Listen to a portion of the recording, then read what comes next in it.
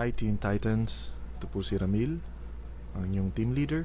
Tuturuan ko po kayo para matuto kayong mag-register ng new Technopreneur. So ang una, punta po tayo sa MyLX. Login po tayo using our ID at ang PIK natin para makita natin kung saan natin po ilalagay ang bago nating Technopreneur. Ito ng main page ng ating mylx.biz. So sa my genealogy, dito natin makikita ang network natin. So kiklik po natin ito. So ito na po. Nasa loob na tayo ng mylx.biz. So lalagay po natin siya dito sa B. Kasi meron po tayong dalawang team, no? Yung A at B side. So ito po ang A, ito po ang B.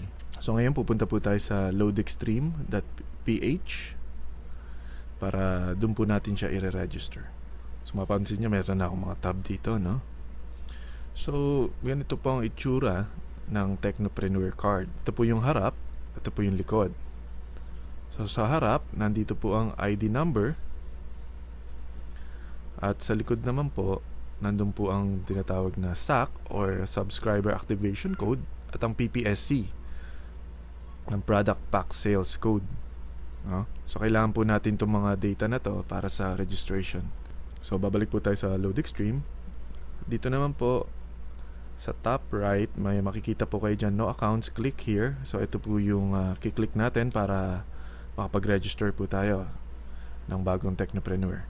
So may terms of use, agree lang po natin. Pwede rin pong basahin yan kung may oras po kayo. So dito lalagay natin ang full name, address, region, province, town, birthday, cellphone number niya na gagamitin, ID number, SAC, ito po yung nasa card ng Technopreneur card, at email. So full name, ito po ang lalabas sa cheque na bibigay sa atin ni V-Mobile. So make sure na tama po ang pangalan niya sa ID niya. Kasi i-verify to sa bangko pag nagpa-encash po tayo. So ngayon po lalagay na po natin yung pangalan niya, no? Sa birthday. Susundin lang po natin ang format ng birthday. Nandito po ang sample. At ang cell number niya. At yung ID number, yun po yung sinasabi ko nandito po sa harapan. Ito po yung sample lang, no? Ito po yung galing sa ibang account na. At yung SAC, ito po yung nasa likod, no? At ang email niya. So pagkatapos nyo pong ma-fill upan lahat ng mga personal information niya, pag-click na po natin ng submit. So dito po makikita nyo ang PIK na binigay ni V-Mobile sa atin. Temporary lang po yan. Pwede nyo pong palitan yan ng mas matatandaan yung mga numero. So isulat nyo po yan sa papel o sa likod ng card nyo para hindi nyo agad makakalimutan dahil kailangan pa natin ito mamaya sa registration. So after nyo makuha at masulat, click Activate Business Center. Dito nyo na gagamitin yung binigay sa inyo na PIK. So dito isusulat ko ng PIK. Ngayon dito, sponsor ID. Dito nyo lalagay kung sino ang sponsor or sinong bibigyan ng incentive ni V-Mobile na 500, no? Dito ang sponsor niya, no? So ikakopy lang po natin 'to. Paste po natin 'yan. Para mas madali. Pwede nyo rin naman isulat kung alam nyo. At ang placement niya, since una niya ito, kung mapapansin nyo, una niya. So wala pa siyang downlines, no? Ibig sabihin kasi ng placement kung saan natin siya ilalagay. So dito dito pa rin, sa kanya pa rin natin siya ididikit. Maliban na lang kung meron na siyang ibang downlines, ang kukunin nating ID ay yung ID kanya rin ni number 2 or ni number 3, no? Kung doon natin siya ikakabit. Ganun lang po naman eh. So ngayon kukunin ko ulit to, copy and paste. At lalagay ko po siya sa Team B. Team A and Team B. So dito. Doon siya pupunta agad sa Team A. Meron agad kayong bonus nun.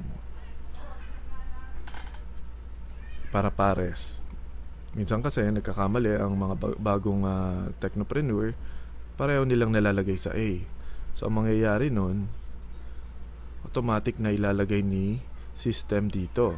So nalagay niya sa A, at pangalawa naglagay pa rin siya sa A, so automatic lalagay niya sa baba yun. So imbis na sana meron kayong pair, dito napunta. So mahirap yon. Touch move tayo. Papa-reconstruct pa natin yung kay B-Mobile. So kapag nandito na lahat ng mga data at numbers, so isasubmit na natin siya. So dito nakalagay na yung information, no? So pwede nyo siya in-check. Ang sales sponsor niya si Jenny V, then ang placement niya si Jenny V pa rin, at ang position Team B.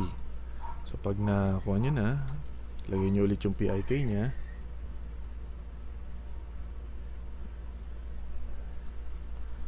Na binigay sa inyo kanina. So submit. So lalagay natin yung ID, yung PIK, at yung PPSC.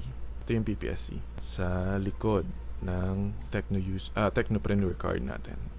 Pag na double check nyo na, click submit, at ayan, successfully credited your PPSC.